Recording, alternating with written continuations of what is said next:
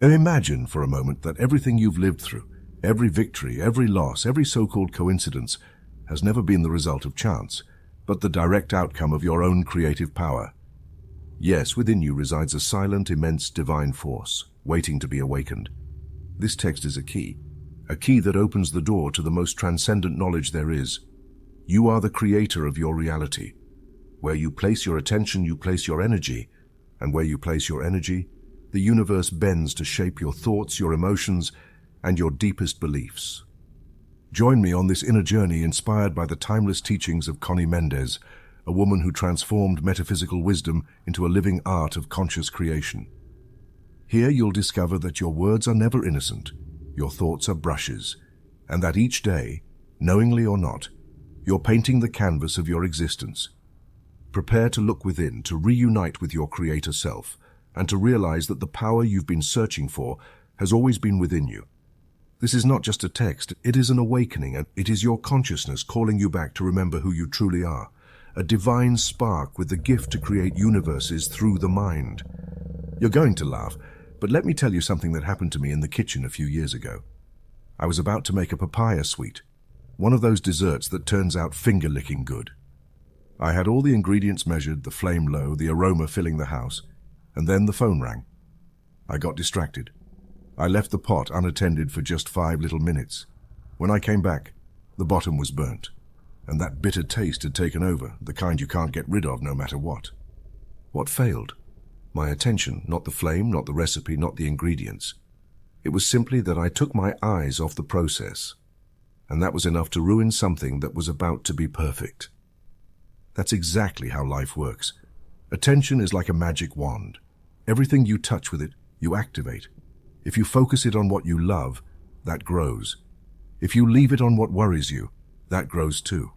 If you focus on lack, it multiplies. If you focus on health, it strengthens. The universe doesn't distinguish between what you want and what you fear. The universe responds to your focused consciousness, just as the pan responds to the fire. Many people ask, why doesn't my affirmation work? Why doesn't what I ask for manifest? Why does the good take so long to come? And I always tell them, my dear, it's not enough to just say it. You have to see it, feel it, hold it. Because wherever you place your attention, there you are with all your power. And whatever you don't attend to, weakens, dissolves, disappears. That is true alchemy. That's why in this book I'm going to teach you how to use that wand consciously, to know when to withdraw it, when to affirm it, when to hold it, and when to let it go. You're going to learn to say clearly, I withdraw my attention from this and I place it on what I want to see grow. That simple, that powerful. There is no more transformative technique than this, and you don't need anything external. Only your awakened mind, your directed gaze, and your aligned heart. So get ready, because what's coming isn't theory. It's living practice. And when you finish this book, you'll never focus the same way again. Thank you, Father, for it is already done. The wand of attention, where you set your sight, you set your life. Based on the teachings of Conny Mendez, we've noticed that more than 80% of people who visit our channel aren't subscribed. You can support this project by pressing the subscribe button and giving the video a like. Thank you for inspiring us to keep creating more and better content for you. Are you ready to transform your life? Chapter 1, The Secret Behind Focus. You're going to love this.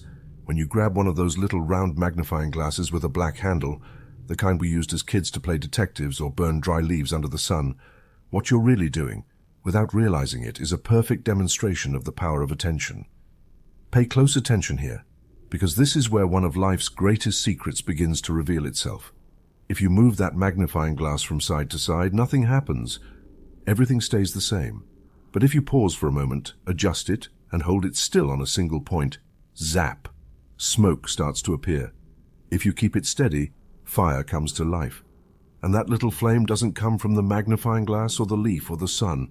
It comes from the point of convergence that forms when energy becomes aligned and sustained. That's exactly how your attention works. And the most important part, you are the magnifying glass. Your attention isn't just looking with your eyes or thinking about something for a bit. It's a living, intelligent, directed force, the channel through which your divinity pours itself onto whatever you're focusing on. Where you place your attention, you place your whole life, your body, your emotions, your mind, and most powerfully, your spirit. What you focus on, you activate. What you sustain, you create. That's why there's so much confusion about reality. People think things just exist on their own. But in truth, they exist because we see them, talk about them, affirm them, and feel them every day. Like that little leaf under the sun. Ignore it and nothing happens. Focus on it and it ignites. That's energy. Now then, what is attention really? It's not just thought, and it's not just emotion. It's the perfect union of sustained thought, charged feeling, and a present body. Because if you're looking at something with your eyes, but thinking of something else and feeling something entirely different, the energy scatters. Nothing lights up. But if you manage to bring thought, emotion, and body into full alignment, as when someone is hypnotized in love or afraid, then that ray of power activates. And believe me, my love, whatever is beneath that ray transforms. Attention works like a vibrational frequency, a wave that moves toward wherever you direct it, and that wave doesn't travel empty. It carries whatever you've packed into it. If you focus with fear, the wave carries fear. If you focus with gratitude, the wave carries love. If you focus with anger, desire, anxiety, faith, or joy, that's what goes flying out. And since the entire universe is receptive to waves, it responds at the same frequency. It's not just that you're looking, it's how you're looking. That's why people say, where you place your attention, you place your power. But we need to go further. You place your power with the quality of your attention. Here's where that naive belief collapses. The one that says, seeing evil makes you good because you denounce it. Or that worrying about someone is a form of love. None of that is true. If you focus on evil, you feed it. If you concentrate on disease, even if your intention is to fight it, you energize it. Attention is neutral, like the sun through the magnifying glass. It doesn't judge. It doesn't think about right or wrong. It simply ignites whatever you give it. That's why we must let go of those old labels, good attention and bad attention. Those categories don't exist in the vibrational world. All attention is power. What changes is the result. Picture something simple and beautiful, a lit candle, a white flower, a hummingbird hovering in still air. Bring your attention to that image and feel you're seeing it with the eyes of your soul. Now add gratitude. Silently say thank you for existing and truly feel it. Stay there for 1 minute. Don't fight other thoughts. Just return to the image. Then open your eyes. What do you feel? A bit of warmth? Calm? Expansion? That's aligned attention, focus, the fire that ignites the good. Listen, my love, no one taught you this in school, but this is the most powerful tool you have, your capacity to focus. And the wildest part? You use it constantly without realizing it. Your attention is like a faucet that never stops dripping, sometimes right over what you don't want to grow. Anxiety, judgment, pain, comparison, the past. And when you keep looking at it, the universe, ever obedient, simply replies, "Oh, that's what you want, here's more of it." So now you know there's no good or bad attention, only conscious or unconscious attention, directed power or wasted power. Every instant gives you a choice. Where will you look? Not with your eyes, but with your soul. That choice determines not just what you see, but what you live. Remember always, what you focus on multiplies, and what multiplies, you live. Thank you, Father, for it is already done. Chapter 2, The Trap of Evil, Looking Where You Shouldn't. My dear one, have you ever noticed a small stain on the wall? Something minor that the more you look at it, the bigger it seems? You glance at it today, again tomorrow, and soon it feels like the whole house is falling apart. That's exactly how evil works. It's not big or powerful on its own. It feeds on your gaze, your thoughts, your comments, and your judgments. It feeds on your energy, your attention. Just as fire needs wood, evil needs focus. If you stop giving it attention, it burns out by itself. You might say, "But Conny, how can I ignore what's wrong? Should I pretend it isn't there?" No, my love. It's not about denying reality. It's about withdrawing the current of energy you send through emotional attention. There's a huge difference between seeing something consciously and observing it neutrally versus feeding it with emotion, complaint, and words. The first is awareness. The second is complicity. Evil without you has no life. It has no substance of its own. It's like a balloon that only exists as long as you keep blowing air into it, and that air is your vibrational focus. The law of mentalism says all is mind. That means everything is consciousness in action. What you think, feel, and sustain becomes form. What you don't think, don't energize, and ignore from the awareness of I am fades away. So the question isn't, how do I destroy evil? But why am I keeping it alive in my consciousness? And often, the answer is simple, because we're looking where we shouldn't. Once I had an acquaintance who was a drama sponge. Every conversation was a stream of complaints: the neighbor, the government, her illness, her jealousy. Out of politeness, I'd listen, not realizing I was stepping into her movie. Every time I hung up, I felt drained and heavy, and it wasn't even my life. What was happening? I was lending my wand of attention to someone else's darkness. So one day, I decided to stop. I wouldn't deny her experience, but I wouldn't feed it either. Whenever she spoke of something dark, I silently thought of her light. I didn't correct or preach. I just held the image of her goodness, like watering a flower instead of the worm eating it. And you know what? Without me doing anything outwardly, she changed. She complained less, started talking about her studies, her grandson, her art. I withdrew my focus from the drama, and the drama withdrew itself. That's the power of attention. It's not passive. It's the greatest act of co-creation we have. Evil, whether it's pain, conflict, or destruction, isn't a force opposite to good. It's simply misdirected energy, divine energy twisted by fear, guilt, judgment, gossip, or the desire to punish. Evil is crooked focus, and the only way to straighten it isn't by fighting it, but by changing your focus. Now let's touch on something delicate: the media. It's tempting to stay informed, but informed about what? Robberies, wars, diseases, scandals. The more you watch, the stronger those vibrations become in collective consciousness. You might say, but I can't change the world. That's not true. You can, but you're using your magic wand to magnify what you don't want. If you hold a flashlight, you choose where to point it, toward the garbage bin or the altar. Whatever you illuminate becomes visible. The rest fades into shadow, not because it doesn't exist, but because you're not feeding it. Your attention works the same way. Look at evil with fear or anger, and you light up the garbage. Look at goodness with gratitude and love, and you illuminate the altar. And here comes one of the most powerful verses in the Bible. Finally, brothers, whatever is true, whatever is honorable, whatever is just, whatever is pure, whatever is lovely, whatever is admirable, if there is any virtue, if there is anything praiseworthy, think about these things. Philippians 4:8. It doesn't say think about the world's problems so you can fix them. It doesn't say focus on the news so you won't be naive. It says think about these things: the pure, the beautiful, the just, the kind. Why? Because that's where you create the solution. That's where evil transmutes into good. Because evil, like mold, cannot withstand the light of elevated consciousness.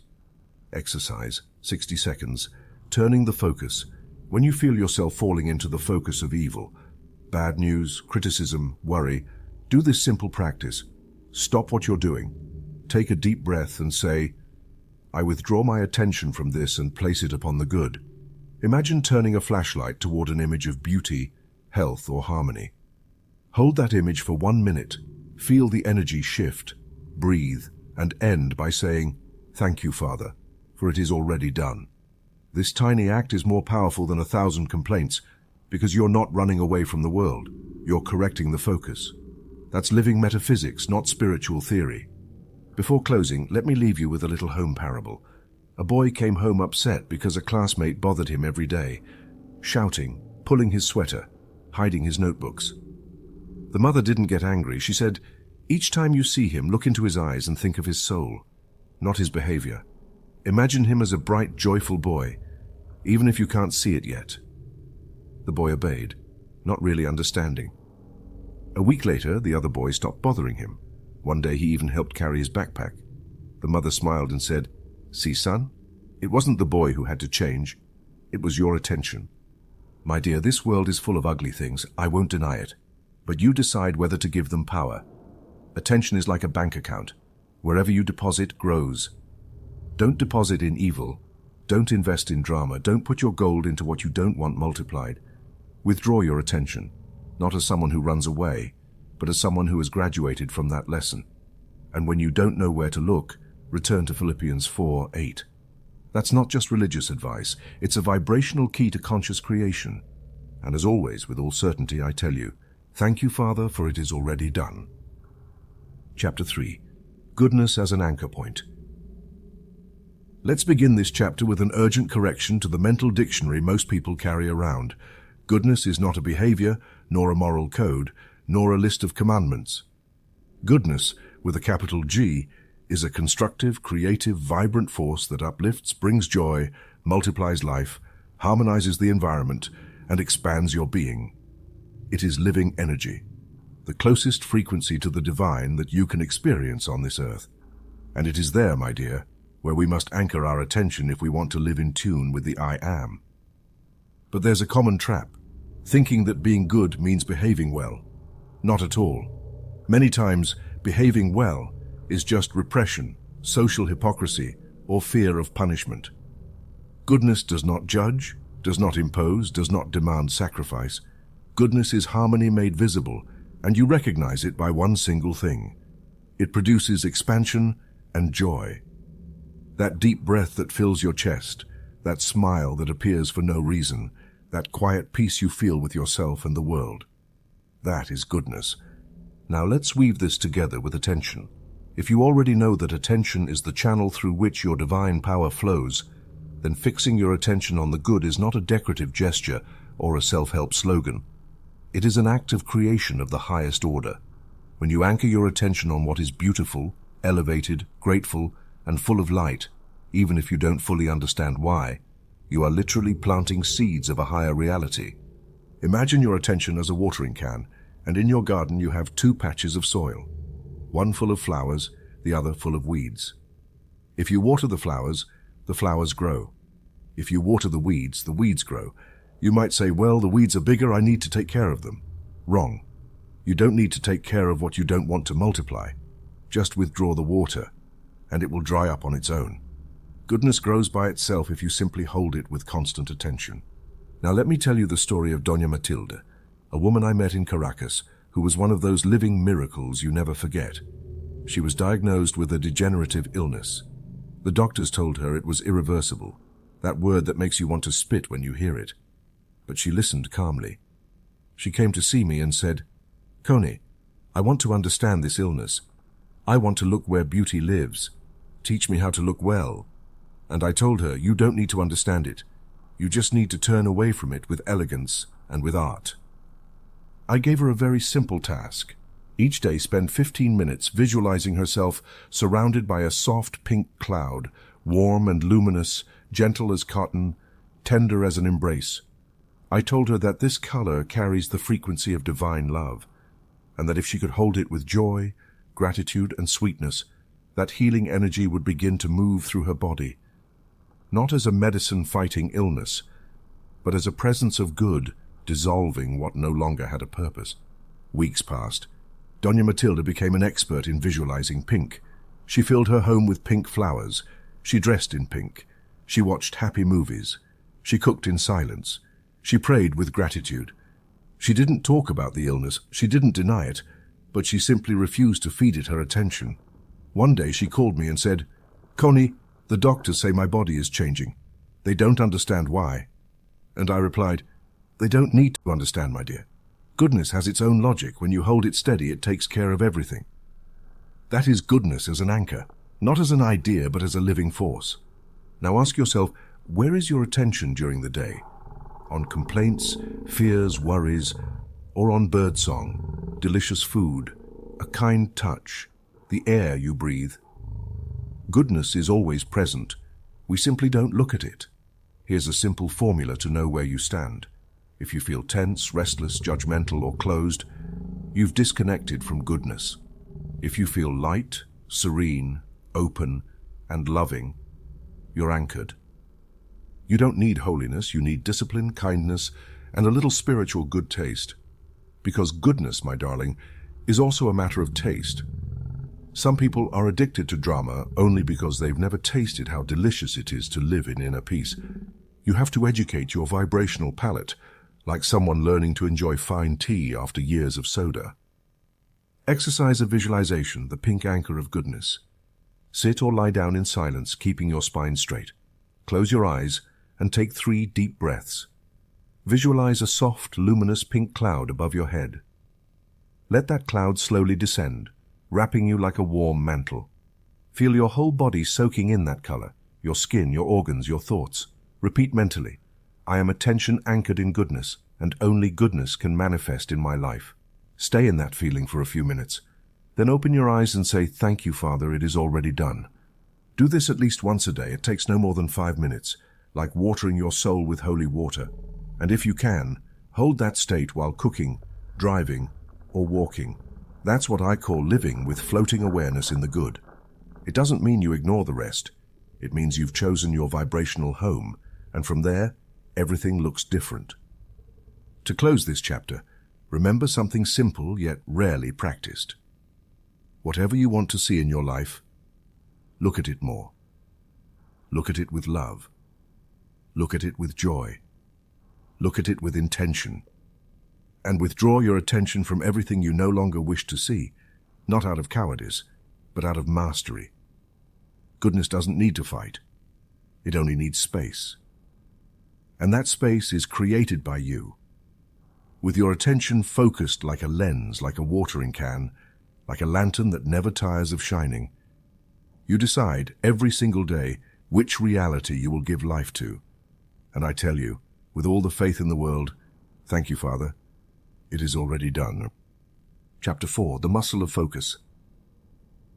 Let's be clear from the start. Attention is not a magical gift you're born with, nor a talent reserved for monks or gurus. Attention is like a muscle. If you don't use it, it atrophies. If you train it, it becomes strong, agile, and obedient. Leave it alone and it does whatever it wants, like a spoiled puppy that slips under the fence every time it sees a butterfly. Have you ever sat down to do something important, reading, meditating, talking to someone, or even watching a movie, and suddenly your mind is wandering through the grocery list, yesterday's argument? What if it doesn't work? What if I get sick? What if they reject me? That's not coincidence. That's lack of training. Your mind isn't bad or rebellious. It's simply undisciplined because no one ever taught it to hold focus like a responsible adult. Think of it this way. Your mind is like a playful puppy. You call it, it runs away. You sit it down, it wiggles. You speak, it barks at the wind. What do? You don't yell or punish it. If you're wise, you train it, patiently, lovingly, consistently. You teach it commands like sit, stay, come. Over time, the puppy learns to stay because it trusts your guidance. Your mind is that puppy. Training it is not about repression or control. It's about becoming its conscious owner and teaching it that you are in charge. You decide what to look at, how long to look, what emotion to bring, and when to shift your gaze. That is true spiritual mastery, not seeing angels or levitating, but holding focus for more than a minute without drifting away. Here's the truth. Sustained focus is not natural. It's cultivated. Just as no one is born knowing how to dance, cook, or play the piano, no one is born with a disciplined mind. We grow up surrounded by distractions, fears, habits, and noise. So don't punish yourself for getting distracted, but don't excuse it either. Simply begin to train it. Picture this. Your attention is a beam of light shooting from your forehead. If that beam moves constantly, it barely illuminates. But when you hold it steady, it begins to heat, penetrate, and transform. In metaphysics, this is called sustained energy focus. And do you know why prayers, affirmations, and decrees often don't work? Because there's no focus. We say one thing and think another. We decree for a moment, then forget it like blowing a wish into the wind, and nothing manifests. So, my dear, let's start with the basics. Here comes a simple practice. Simple, yes, but not easy. And precisely because of that, profoundly powerful. The 1-minute full attention exercise. Objective. Hold a single thought, image, or affirmation for 60 seconds without distraction. Choose a clear focus. For example, I am the light that never fails. I am at peace, and all is well. Or visualize a candle, a flower, or the face of a loved one. Sit comfortably, close your eyes and take 3 deep breaths. Then, hold the thought or image steady, without moving or changing it. Count slowly to 60 in your mind. If your attention wanders, don't punish yourself. Simply bring it back and start again. You'll notice your mind drifting at 10, 20, or 45 seconds. That's normal. Just return each time. Do this daily. It takes less than 2 minutes and gives you more clarity than an hour of complaints. It's like lifting weights for your consciousness. Difficult at first, but eventually it makes you unshakable. To take it further, observe when and why your mind drifts. In morning meditation, work thoughts might arise. Breathe and return. While reading, curiosity may pull you to your phone. Put it aside and refocus. During a conversation, fatigue might scatter your attention. Bring it back to the eyes of the person speaking. Do this for a week, not to judge yourself, but to discover patterns. You'll see that distraction isn't intentional, it's automatic, and you'll realize you can transform it by making focus a habit. A loving warning. The ego doesn't want you to train attention.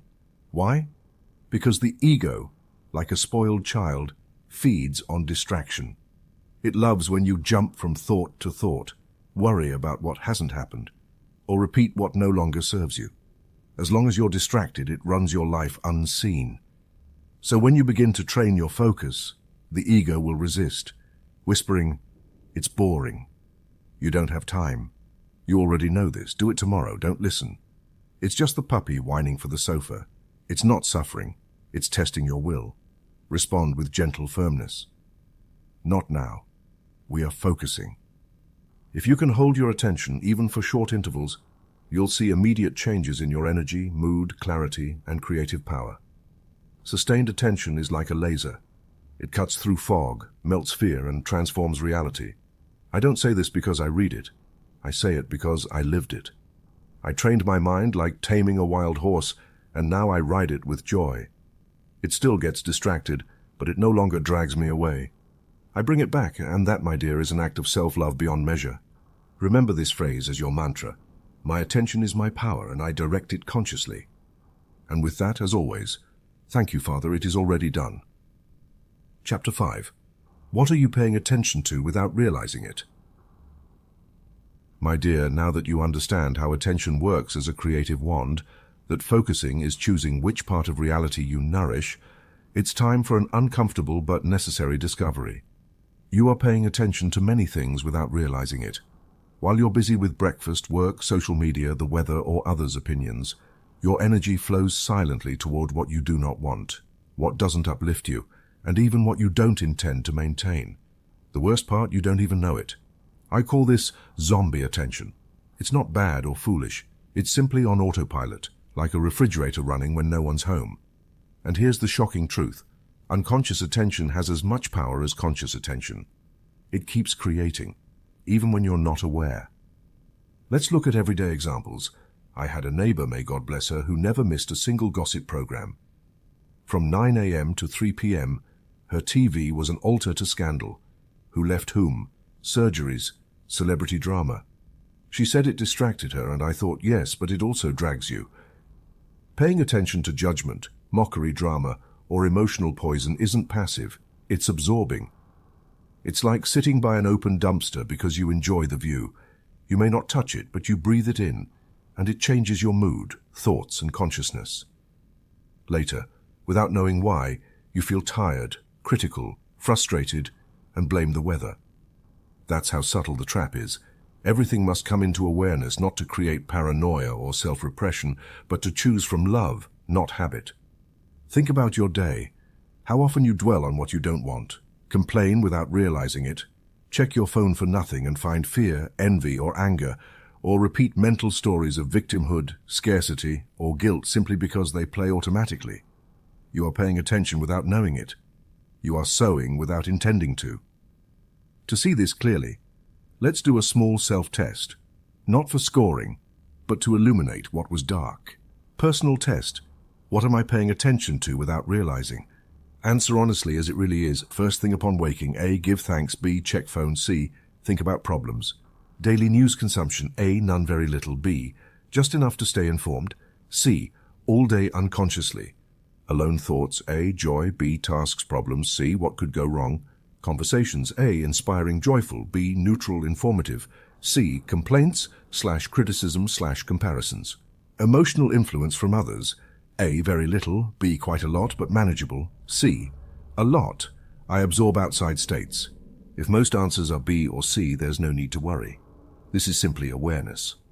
What is unseen cannot be transformed, but what is brought into consciousness can always be redirected. Now let's go deeper. I propose a practice to become a detective of your attention for a full day. 24-hour attention journal. Exercise. Take a small notebook or open a note on your phone. Every 2 hours, pause for a minute and ask yourself, where is my attention right now? How do I feel about it?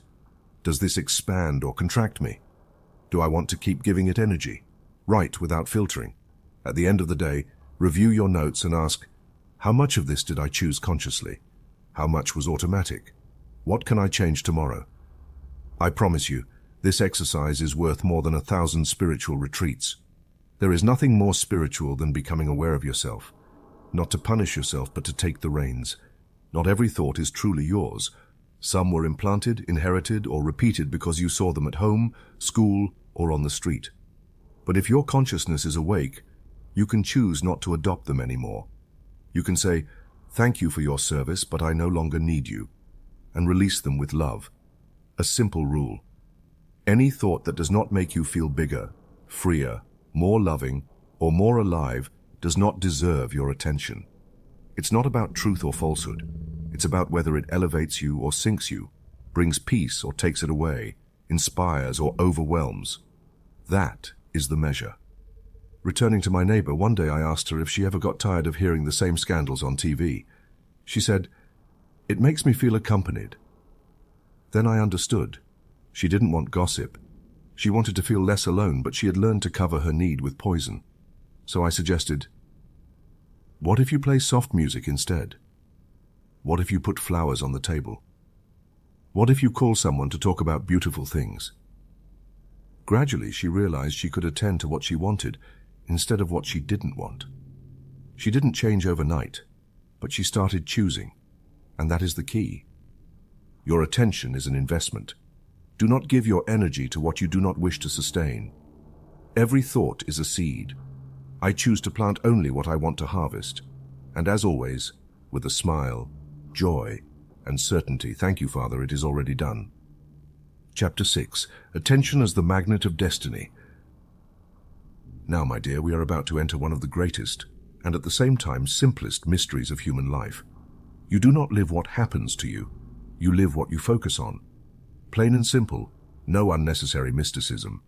What you have been looking at, thinking about, feeling, and holding in your consciousness for days, weeks, months, or years becomes form, event, circumstance. That is why I tell you, attention not only creates reality, it attracts destiny, and it does so according to the exact law of cause and effect, which never fails. Attention is the seed of destiny. If you do not understand it this way, you will continue believing that life is an unfair lottery, that there is luck, punishment, pre-written destiny, karma, or that God sends tests. None of that. What exists is a living law that responds with mathematical precision to the direction of your conscious energy, which flows wherever you look, speak, and sustain. Let's break this down logically, step by step. The vibrational cycle of destiny. You focus on something, an idea, emotion, image, desire, complaint, or fear. By focusing, you give it life and energize it as if planting a seed. That sustained focus generates a stable frequency, an invisible magnetic field, which attracts by the law of affinity what is on the same vibration. What you attract manifests as an external circumstance. Someone, an event, a coincidence, a crisis, an opportunity. As you live it, it confirms your thoughts, and if you are not conscious, the cycle repeats endlessly. Let me give you clear examples to imprint this in your consciousness. Relationships, health, and money. The three universal magnets of destiny. Toxic relationships. How many times have you heard, "I always get partners who hurt me"? The answer lies in what you are constantly seeing. If you focus on betrayal or repeat past wounds mentally, you unknowingly tune your vibrational field to attract it. To change the focus, not with anger or struggle, but with loving firmness, start looking at what you do want. Respect, tenderness, trust, joy. Sustain it, decree it, cultivate it internally, and it begins to seek you because what you focus on focuses you. Health. Misdirected energy weakens the system. Focus on fear, anxiety, guilt, or resentment, and you generate an internal vibration that destabilizes your field, eventually manifesting in the body. People often recite diagnoses like their name. I am diabetic, I have arthritis. Identifying with imbalance feeds it, but when you shift the discourse, I am recovering my health. My body responds to light. Every cell obeys in harmony. You stop sowing illness and begin sowing regeneration. The body responds to the vibrational order it receives. Money. Attention placed on scarcity generates more scarcity. Attention placed on abundance opens new pathways. Some people think about lack all day, yet wonder why prosperity doesn't flow. Transforming the focus, appreciating what you have, celebrating what flows, speaking about what you want rather than fearing, aligns destiny. Money comes not from effort, but from vibrational alignment. Decrees is vibrational medicine. You may ask, Conny, how do I change that focus after years of thinking the same way? The answer is simple.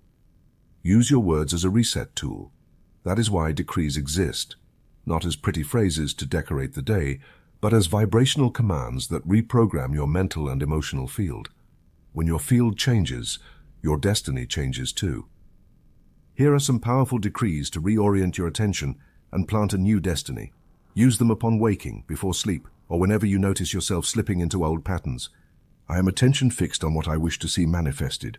My mind obeys the direction of spirit. All I focus on with love expands in blessings. My energy creates my path, and I choose to create light.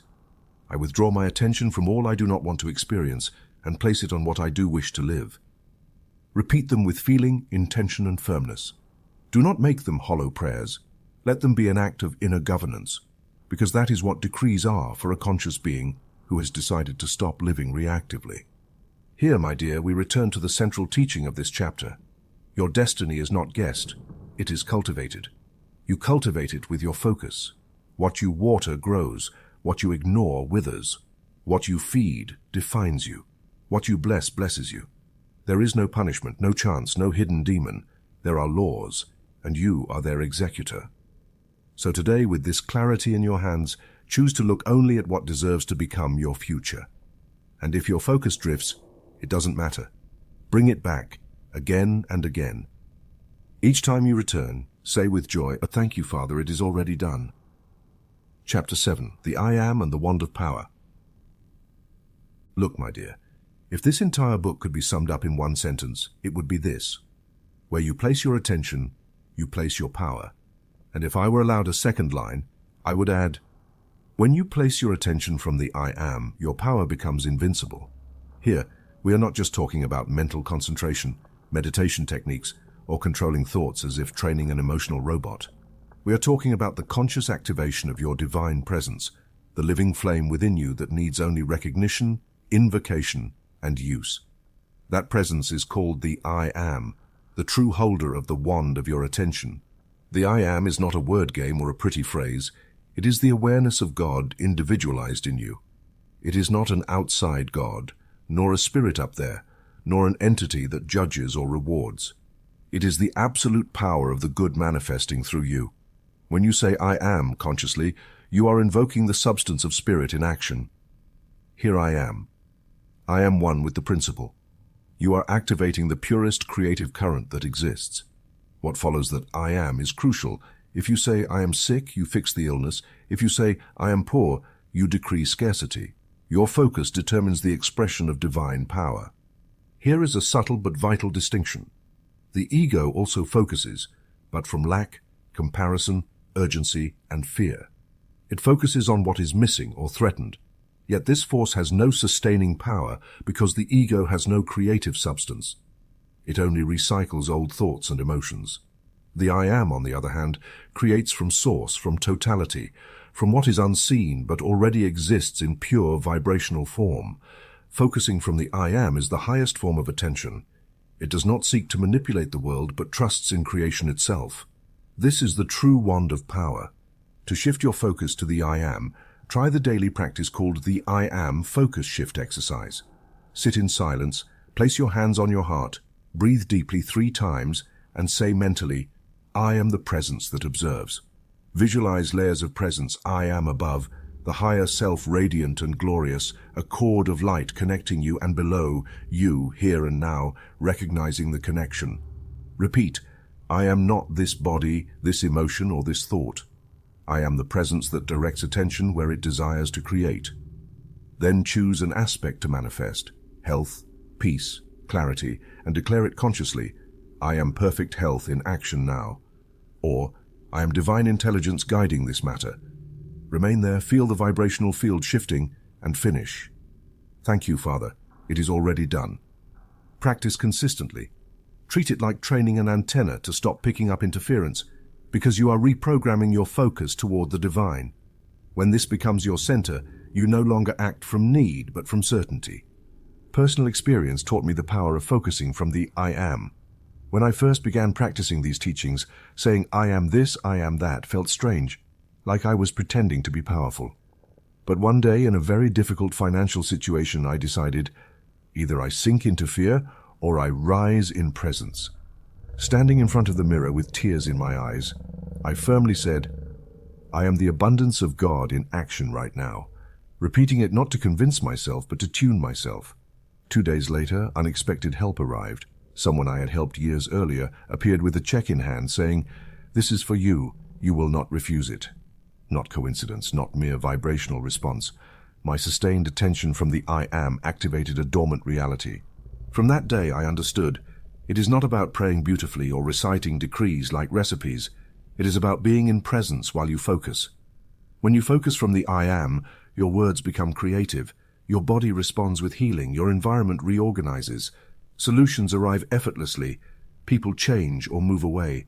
And what seemed impossible aligns. You feel peace, not because everything is resolved, but because you are centered in who you truly are. So, my love, if you are going to use your wand, your attention, use it from your presence, not from your character. The character is tired, hurt, confused. The presence is intact, radiant, and powerful.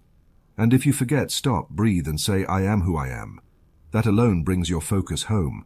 With absolute certainty that everything responds to the I am, hold this phrase as your shield, compass, and wand.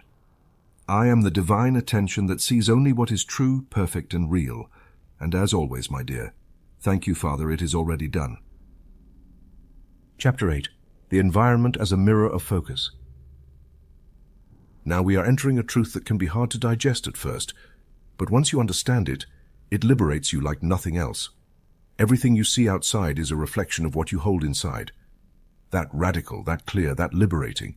As long as you believe your environment is something that happens to you, that you have no control over, you live at the mercy of circumstances, waiting for the world to improve, for people to change, for conditions to align. But when you understand that the environment responds with millimeter precision to your inner focus, you stop asking, complaining, or manipulating, and begin to govern your world from within. Imagine your mind and emotional field as a radio station. Through your thoughts, words, emotions, and sustained beliefs, you are constantly broadcasting a frequency. That frequency radiates outward, bounces off the substance of life, and returns as your environment. Your physical world is the screen where your inner movie is projected. It is not punishment or coincidence. It is an exact vibrational mirror. Nothing external exists without your participation.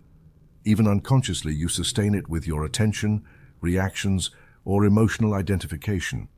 This is where true spiritual responsibility begins. Victimhood is the denial of your creative power. It is the ego's excuse to avoid taking responsibility for the life you are nourishing with your focus. Understanding this does not create guilt. It empowers you to reclaim your wand. As long as you believe the problem is outside, the solution will be outside. But when you realize everything begins in consciousness, freedom begins there too. Consider a domestic example. You arrive home to screams, arguments, and disorder. Do you join the chaos, or do you ask, what am I reflecting that this appears in my environment? Perhaps you are holding patience, judgment, or frustration inside, and that spreads without a word because the vibrational field acts silently. The same applies to economic crises, social problems, violence, or collective discouragement. Your attention fixed on fear, anger, complaint, or powerlessness feeds the collective field. Ask yourself, do you prefer to be right in your complaint, or do you prefer the power to transform it? Complaining may feel logical, but attention is creative. With each thought, you decide what you are sowing.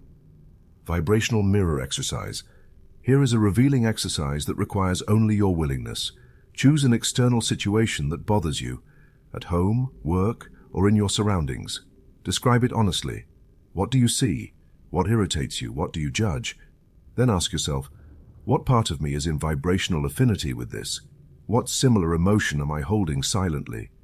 Where have I been placing my attention lately? Next, shift your energy. Instead of focusing on what you don't want, intentionally focus on what you do want. Peace, order, flow, joy. Repeat mentally. I am the presence that observes without contamination and transforms through its focus. Do this whenever something external pulls you out of your center. Little by little, your environment changes, or at least it no longer dominates you because you've withdrawn your attention, like removing fuel from a flame. One of the greatest achievements of metaphysical training is seeing without absorbing, being present without being swept away by emotional currents. Observe without judgment. Breathe and center your attention in your heart and invoke the presence, I am the invulnerable peace here and now. I observe but do not contaminate myself. This small act breaks the vibrational tie to what you do not wish to sustain. You no longer react, you create. You no longer get entangled, you emit. Nothing is sustained without your energy. No negative situation can hold if you do not feed it.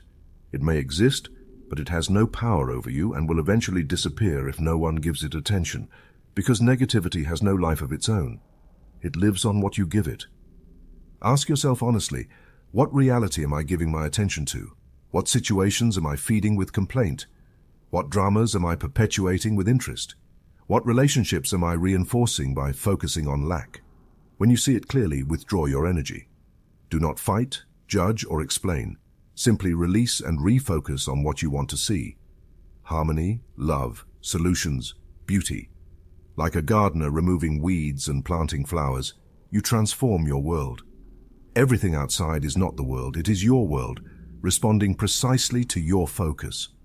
Not because of guilt, but because you are a creator.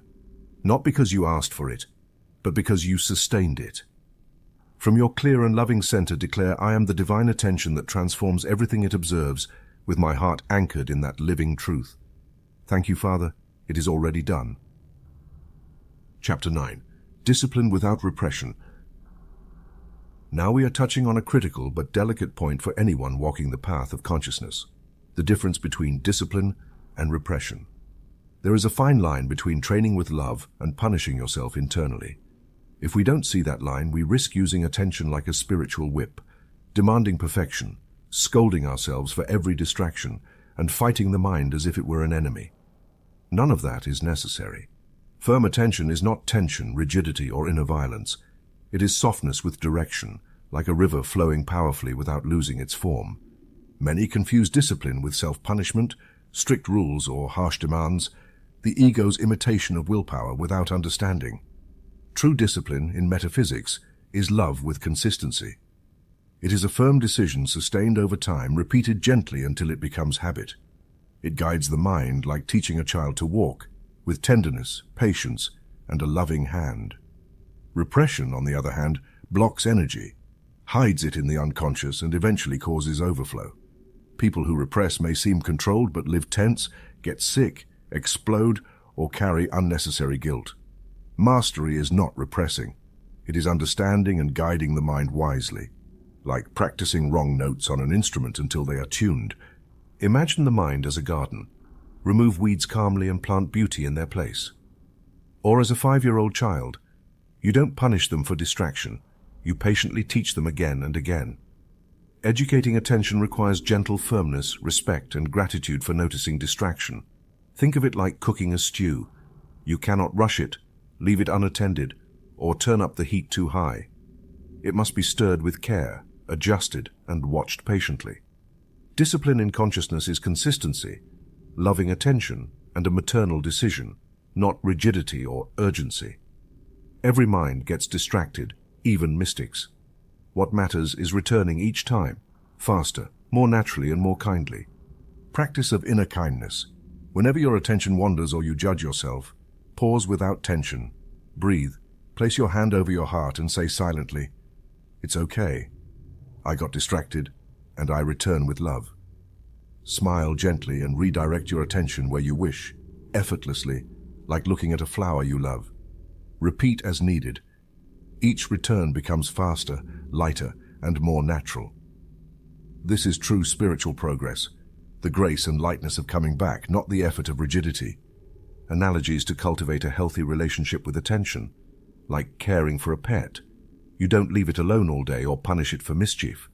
You educate it with firmness and love. Like training a muscle, you don't force it until it breaks. You exercise it with rhythm. Like tuning an instrument, you don't bang it into tune. You tune it with your ear, with patience, with presence. This is how your mind is tuned. This is how attention is educated, with respect, gentleness, and consistency. If one day you feel tired, that you cannot do it, or that everything is slipping away, remember you are not competing with anyone. Your process is yours, unique and perfect in its rhythm. What matters is not doing everything perfectly. What matters is doing it consciously. For that, you need only one thing: to love yourself while you learn. That is the fuel of all real transformation. Now look at yourself with tenderness. Return your attention to your center and declare with certainty, "I am the presence that disciplines with love, without tension, without repression. My focus is gentle, firm, and joyful. And as always, with joy and full trust. Thank you, Father, it is already done." Chapter 10, Loving Vigilance of Thoughts. We've arrived at a point in this teaching that requires spiritual maturity and honesty, my love. Until now, we've talked about focus, the environment, the I am, and how to use attention as a creative wand. But what about those thoughts that sneak in without permission?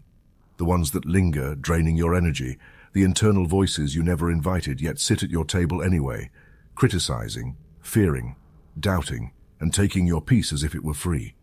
I'll tell you plainly, if you do not watch your thoughts, they take control. They don't do it out of malice. They're just programmed that way. Thought is automatic by nature, but attention is the sentinel. If that sentinel is asleep or absent, the mental castle fills with unwanted tenants. This is why this chapter is called Loving Vigilance. It's not about chasing your mind, fearing negative thoughts, or worrying over every idea. It's about observing from your center, distinguishing without drama, redirecting without violence, creating an inner guard that is silent, firm, and awake. Understand something fundamental. Thought does not ask permission. It appears. Sometimes it arises from an external stimulus. Sometimes it's a repetition of an old idea. Sometimes an emotion disguised as a story. All thoughts have creative power, even if you don't consciously choose them. Because when you hold them, even for a few seconds, you give them your attention. And we know what that means. Where you place attention, you place power. So it doesn't matter if the thought is ugly, false, absurd, or undesirable. Keeping it on your mental screen, even to fight it, is like watering a plant you don't want to grow. Loving vigilance is not tension, it is presence. We are not talking about becoming a mental police officer that tires and overwhelms you. We are talking about developing active attention that distinguishes without judging, observes without dramatizing, and redirects without fighting. There are two ways to be in the mind: floating attention, which drifts reactively wherever a thought takes you, and active attention, which is present, alert, and consciously choosing where to stay.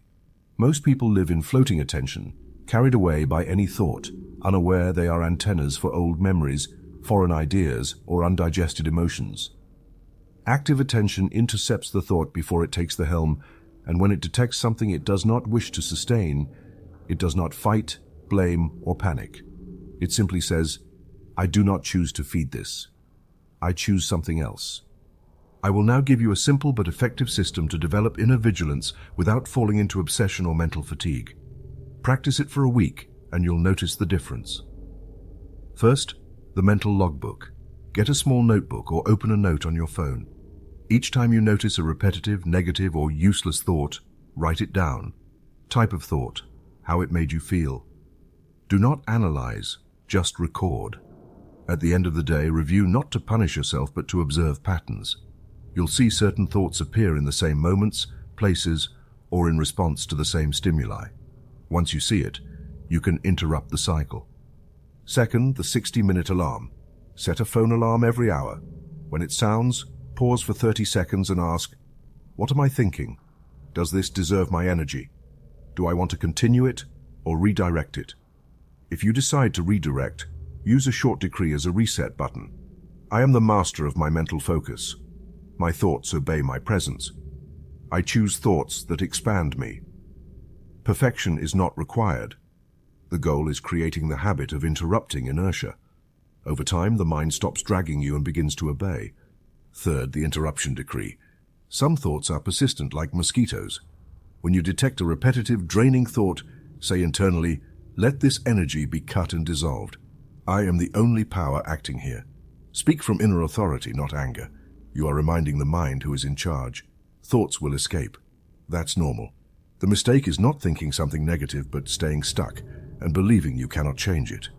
When you notice your mind has wandered, do not scold yourself. Simply say, thank you for showing me where I am. I choose to return.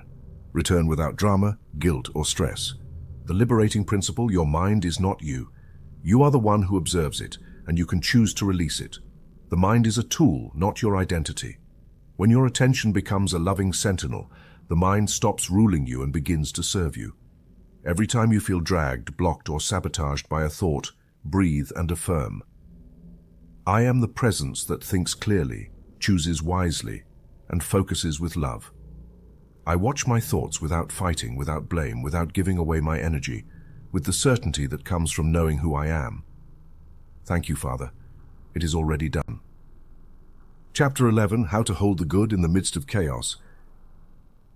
Here, my love, is where theory separates from practice, where those who repeat pretty phrases separate from those who truly live in consciousness, where reading metaphysics separates from becoming it.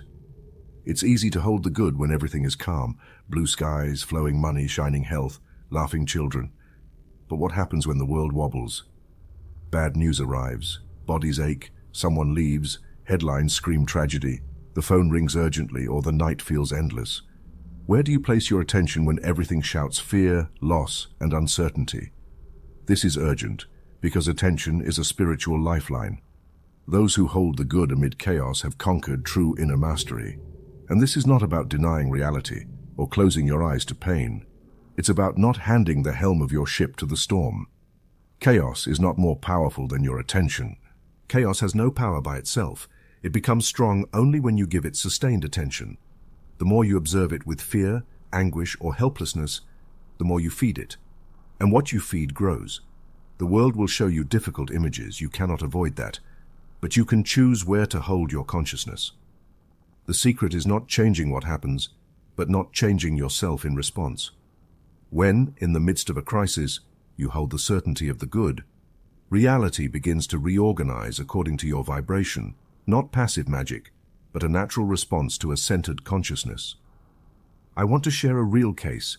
A mother came to my group with eyes full of questions. Her 19-year-old son had had an accident and was in a coma. The prognosis was not encouraging. Doctors spoke of possible irreversible damage. Nurses warned her not to hope. She asked, "With what you teach, how do I hold the good when all I hear is to prepare for the worst?" I answered, "My child, what you see is not the truth. What you hear is not the decree. The I Am presence in your son is intact, and if you keep seeing that, the body will respond." I gave her a simple exercise. Each time she entered the room, instead of looking at the motionless body, she closed her eyes and saw her son healthy, smiling, full of light, repeating silently, "I am perfect life manifesting in this moment." She was asked not to discuss the case with anyone who could not hold the same vision. For 3 weeks, she became a pillar of faith, not yielding to tears, reports, or statistics. She held the image of the good without faltering. One day, her son opened his eyes. Not only that, he began to speak, remember, and move. Today he walks, studies, and dreams. A miracle? Yes, but the true tool? A mother who did not let her attention leave the good, even when the whole world screamed otherwise. Vibrational refuge technique. This is a resource that can save you from emotional collapse when the outside world shakes. Close your eyes, breathe deeply, and imagine an internal, luminous, silent space. A temple, a beach, or a golden sphere of light. Enter there with your consciousness and feel that nothing external can touch this place. From there, repeat. I am the center of peace that nothing can disturb. I am the good sustaining itself here and now. Stay a few minutes until you feel you have regained command. Do this whenever news, shouting, losses, or extreme situations threaten your stability. It is not escapism, it is internal governance. You cannot help the world if you sink into it. Exercise of radiating good. This exercise transforms energy around you while keeping you focused. Place yourself in a quiet space. Visualize your body filled with white or golden light. And from the center of your chest, radiate that light outward. First your home, then your city, then the world. Repeat aloud or silently. I am the presence radiating peace, light, harmony, and solution. Nothing external can alter the truth of the good. Use this whenever there are difficult news, collective challenges, family conflicts, or social chaos. It's not about ignoring, it's about not losing focus. Recommended reading, Psalm 91. Even if you are not religious, some passages in the Bible are true vibrational codes. Read Psalm 91 not as ancient words, but as a conscious decree of protection. 1,000 may fall at your side, 10,000 at your right hand, but it will not come near you. This is not spiritual arrogance. This is focus. When you hold the good, chaos cannot enter your field, and if it does not stay. The good is not the absence of chaos. It is divine presence in the midst of it. My child, if you wait for everything to be perfect to maintain focus, you will never hold anything. The world is moving, changing, full of crises. You are not here to control the world. You are here to govern your consciousness, radiating order from within. So when everything outside screams loss, you scream louder with your energy. I am the presence of immutable good here and now. Stay there. Do not flee. Do not fight. Simply remain firm at your center. From that place of gentle power, say with me, I am the focus of divine peace amidst all appearances. I am the one who holds the good when everything else falls, and from my center I bless, illuminate, and transform. Thank you, Father, it is already done. Chapter 12, Attention as Daily Ascension. We've reached the final stretch of this journey, and what a wonder it is to have walked it with you. We've traveled the paths of focus, vigilance, the transformation of our surroundings, and inner governance. And now, my child, it's time to rise, not to the clouds, not to a distant sky, not to a mystical idea, but to a higher, clearer, more present consciousness within you. That is ascension. Not a leap to the beyond, but an elevation of the way you see, feel, and hold life from above.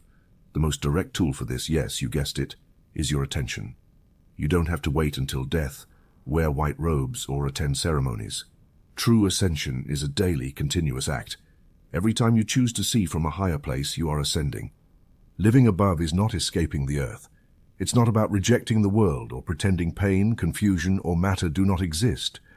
It's about seeing all of it from another level. When you elevate your attention, choose to look from the truth of I am. Focus on the good, even if you do not yet see it. Bless instead of judge, and give thanks instead of complain. You are practicing ascension. This practice is daily, like spiritual bread for each day.